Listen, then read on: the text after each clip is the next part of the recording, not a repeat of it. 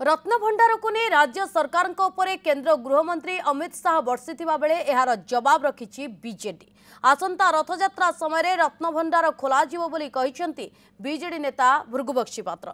एने पदक्षेप ग्रहण करा जायछि, प्रस्तुति चली परिक्रमा प्रकल्प को नहीं लोकों को भ्रमित करा जाउछि बोली भृगु कहिसेंती। ओडिशावासी परिक्रमा प्रकल्प को नहीं खुशी अछंती, गाँव सहर समस्ते एहार प्रशंसा करुछंती। खुद बीजेपी नेतृवृंद मध्य ग्रामांचल रे परिक्रमा प्रकल्पर प्रशंसा करुछंती।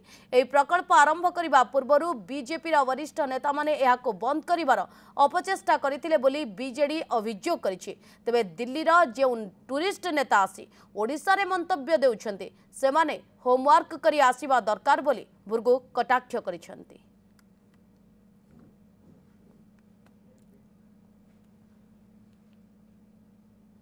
जेतबळे भारतीय जनता पार्टी नेता माने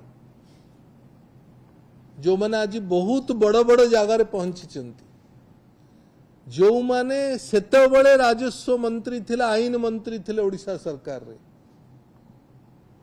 सेमाने मध्य रत्न भंडार खोलिबा पई जेबे जेबे सरकार इच्छा करिथिले ताकू तांकरी लागी बंद करैथिले, सेई माने ही बंद करैथिले।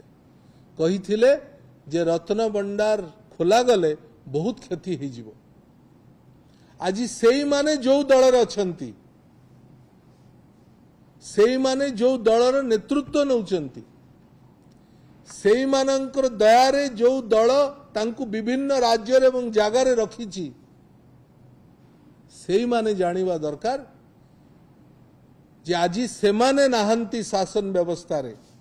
शासन व्यवस्था रे नवीन बाबू अछंती, नवीन बाबूंकर नेतृत्व रे प्रभु जगन्नाथंक आशीर्वाद रे